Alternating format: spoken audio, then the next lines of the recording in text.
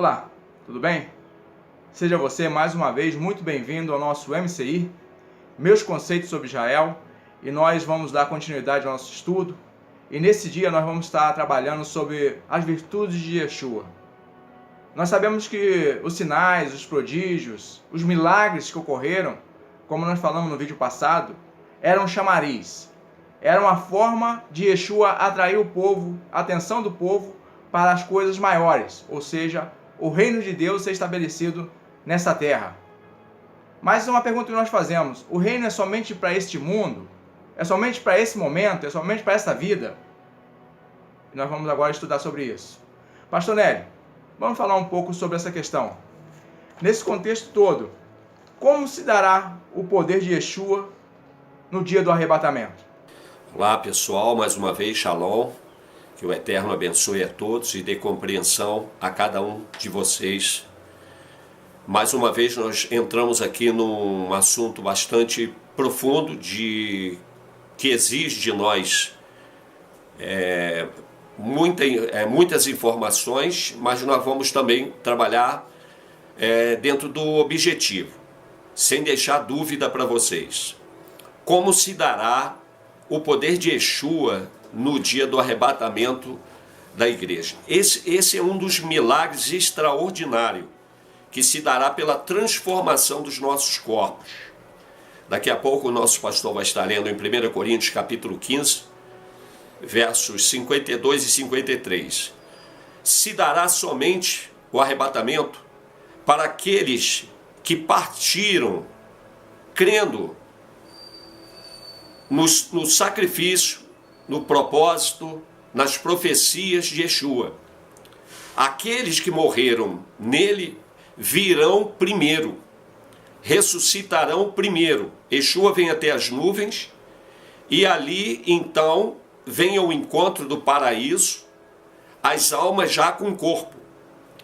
E os que ficaram aqui, que creram na promessa, estando vivos, eles receberão um corpo.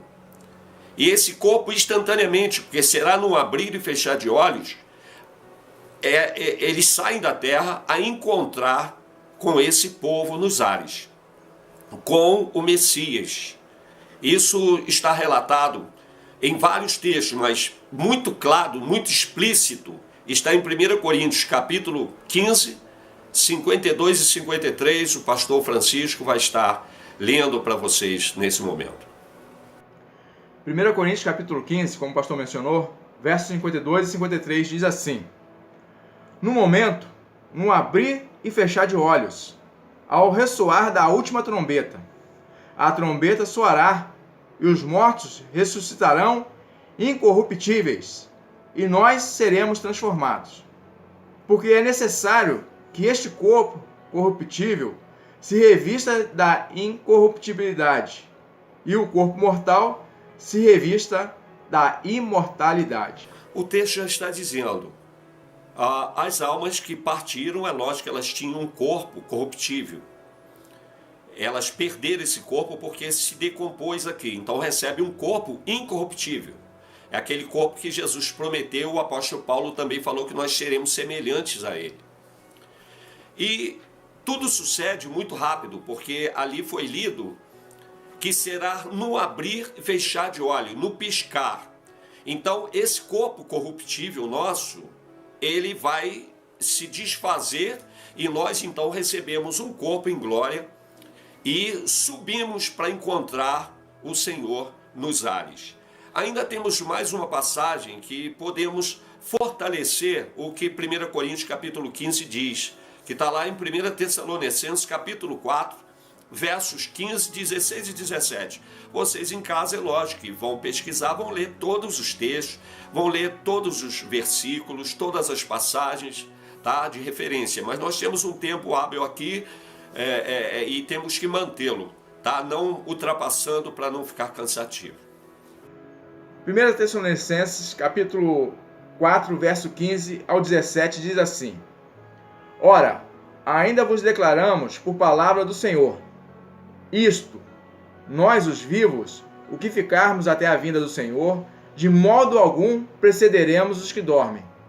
Porquanto o Senhor mesmo, dada a sua palavra de ordem, ouvida a voz do arcanjo e ressoada a trombeta de Deus, descerá dos céus, e os mortos em Cristo ressuscitarão primeiro. Depois nós, os vivos, os que ficarmos, seremos arrebatados juntamente com eles, entre as nuvens para o encontro do Senhor nos ares. E assim estaremos para sempre com o Senhor. Esse texto também de 1 Tessalonicenses, capítulo 4, ele exige de nós uma explicação, uma interpretação. Não vamos ter tempo aqui para dar detalhes, mas fala que estaremos para sempre, eternamente. Por quê? Porque o corpo já está eternizado. O corpo já está eternizado.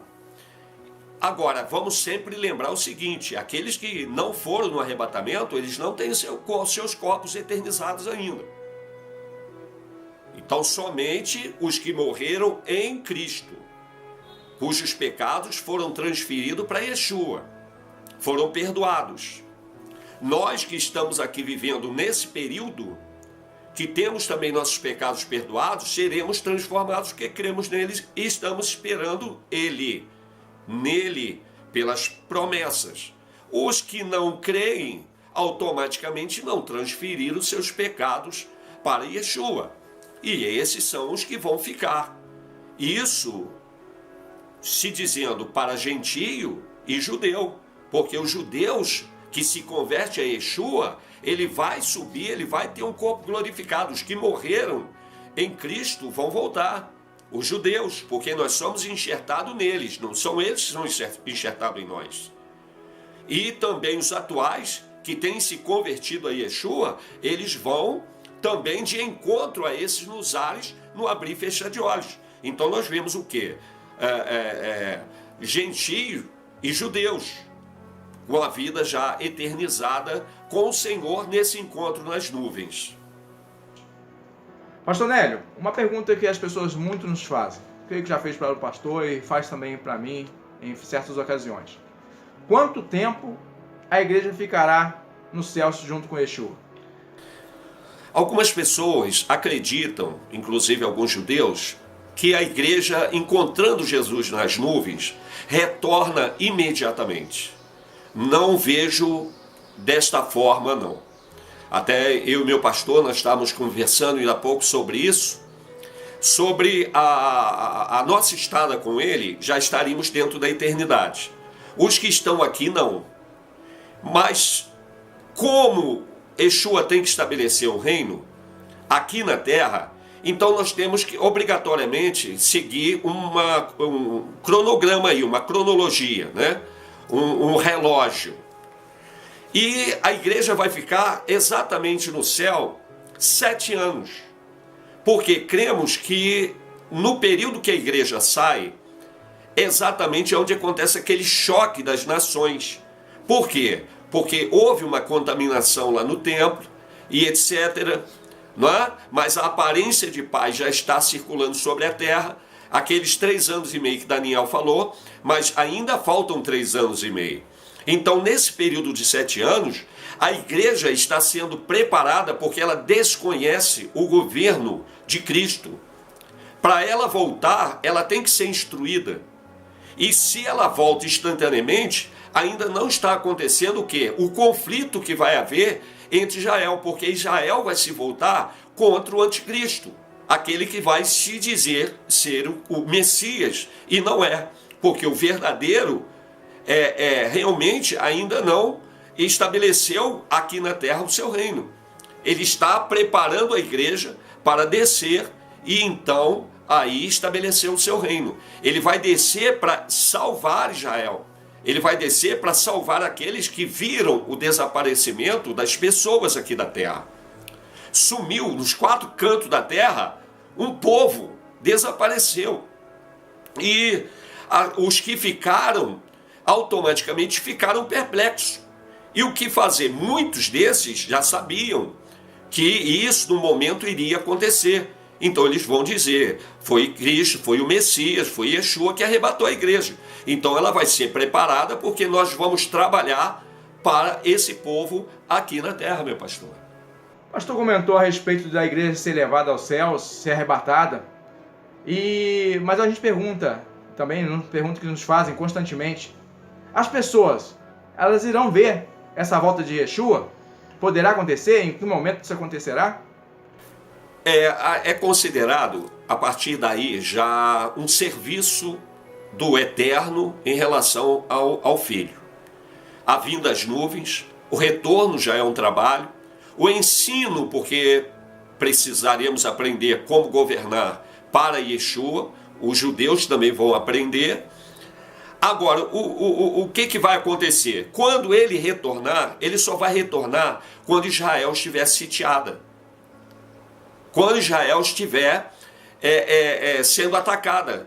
Então, quando ele aparecer nas nuvens, descendo com a igreja, ele vem para defender Israel. Aí a palavra de Deus diz que todo olho verá. Nesse período, nesse vir dele, todo olho verá. E o meu pastor, ele tem ali preparado uma palavra em Mateus capítulo 16, verso 27. São muitos textos, tá, gente? Vocês aí se deem a procurar, se deem a estudar. Nós temos uma relação muito grande, é lógico, porque eu já estudei sobre pré, pós, intermediário da grande tribulação. Mas nós já estamos vivendo a tribulação. A tribulação já está aí. Está todo mundo atribulado. Mas a grande tribulação, a igreja, os judeus messiânicos, eles não vão ficar. Eles não vão ficar aqui para ver isso. Por quê? Porque Yeshua é quem vai vir para defender Israel. Porque não creram no verdadeiro Messias. Então eles vão ver quando a igreja despontar nas nuvens. Mateus capítulo 16, verso 27 nos diz o seguinte: porque o Filho do Homem há de vir na glória de seu Pai, com os seus anjos, e então retribuirá a cada um conforme as suas obras. Pastor, mas a gente está chegando ao final, mas uma pergunta que nós fazemos, e é a pergunta também dos nossos ouvintes, dos nossos espectadores: como será esse reinado de Yeshua? É maravilhoso e ao mesmo tempo assustador, porque eu não quero ficar aqui para contar a história, não. E nem meu pastor, e muita gente não quer ficar aqui. Quando então Cristo desce nas nuvens, o povo, os judeus, eles recebem ele como o Messias verdadeiro. Então ele estabelece o reino aqui na terra, o reino dele. Começa aí um reino. Esse reino, pastor, vai ter a duração de 1000 anos, aonde Satanás, o falso profeta, o anticristo, todos eles estarão presos. O pecado não vai dominar as pessoas que estarão vivendo aqui no milênio. Então nós entendemos que essas pessoas conseguiram vencer essa grande tribulação e chegaram vivos, tanto judeus quanto gentios, que não receberam a marca do anticristo. E agora, o que vai acontecer? Devido Yeshua ter pagado o preço pelo pecado da humanidade, nós recebemos um corpo em glória, as almas receberam um corpo em glória, mas os que ficaram na terra, por agora aceitarem o Messias como seu Salvador, eles ainda estão numa carne mortal. Mas o Messias assume o pecado deles, porque ele já pagou lá na cruz. Então eles não morrerão. A palavra de Deus diz: se morrer com 100 anos, morreu jovem e porque pecou. Então o pecado vai ser tirado exatamente por aquilo que Yeshua fez lá na cruz do Calvário, meu pastor. Então esses 1000 anos vão suceder com o reinado de Cristo aqui na terra, as nações indo a Jerusalém, o templo já está pronto, então ele faz uso desse templo. Ali não vai ter mais sacrifício de animais, porque o verdadeiro Yeshua, o Cordeiro de Deus, como disse Yohanan, ele está ali dentro do templo agora. É a minha opinião, tá? Aquele templo que Moisés viu e ele copiou, que Deus disse: faça exatamente conforme você viu. Eu acredito que a igreja, o povo do Primeiro Testamento, que partiram crendo nas promessas de um Messias eterno, nós teremos acesso ao primeiro templo aqui, esse templo aqui na terra, aquele que foi copiado por Moisés, e o templo que está no céu, porque nosso corpo agora é igual de Yeshua. Se ele pode habitar lá e ele pode habitar aqui, quem está com ele pode habitar lá e pode habitar aqui. Nós não estaremos limitados, porque ficamos 7 anos com ele sendo preparado. Aonde?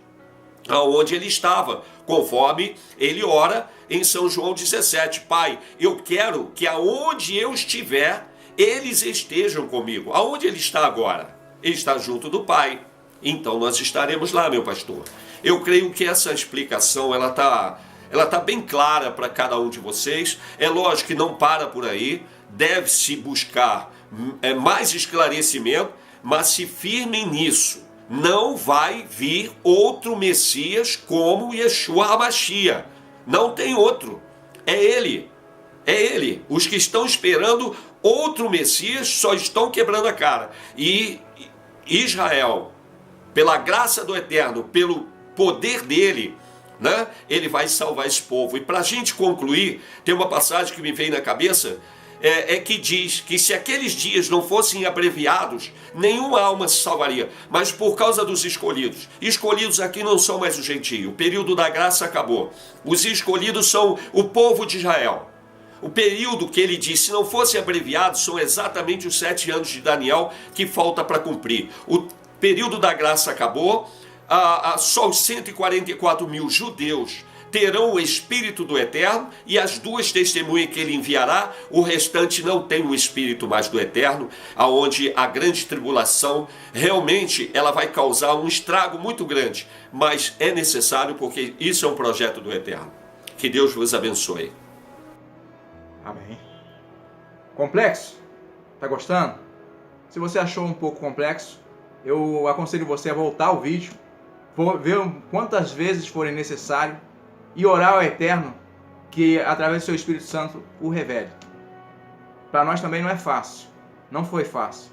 Se não fosse o Espírito do Eterno nos revelar, nos dar entendimento, nada disso poderia ser esclarecido. Tudo que nós fazemos aqui, nós pedimos ao Eterno que através do seu Santo Espírito nos dê a compreensão. E eu peço a você também, te aconselho a pedir sempre ao Eterno que lhe dê essa compreensão através do seu Santo Espírito.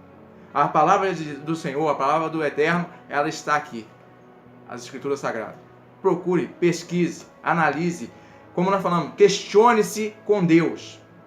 Pergunte ao Senhor, isso aconteceu, vai acontecer, está acontecendo? Haja visto que nós estamos passando nos dias atuais.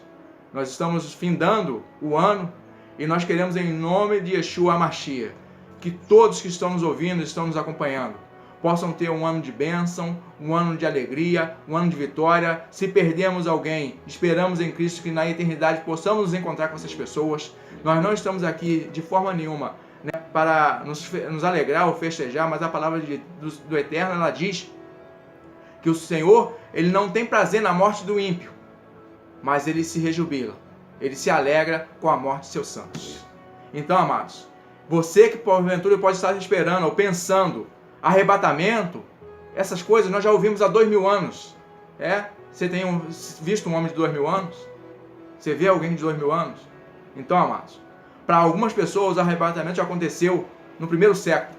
Já no primeiro século, como os apóstolos, que foram, entre aspas, se a gente parar para analisar, já estão vivendo esse momento do arrebatamento. Porque nós falamos sobre o Kairos e o Cronos. O Kairos é o tempo de Deus, a eternidade. Lá não há segundos, minutos. Lá não existe começo, meio e nem fim. E é para lá que nós estamos caminhando. É para lá que existe uma promessa para nossas vidas e nós queremos nos encontrar contigo também na eternidade. Fique com Deus, uma boa semana e se prepare para o próximo estudo. Nós não vamos dar uma brecha do que vamos falar, mas tenha certeza que vai ser de grande valia para todos nós. Fique com Deus e até a próxima. Shalom de Yeshua.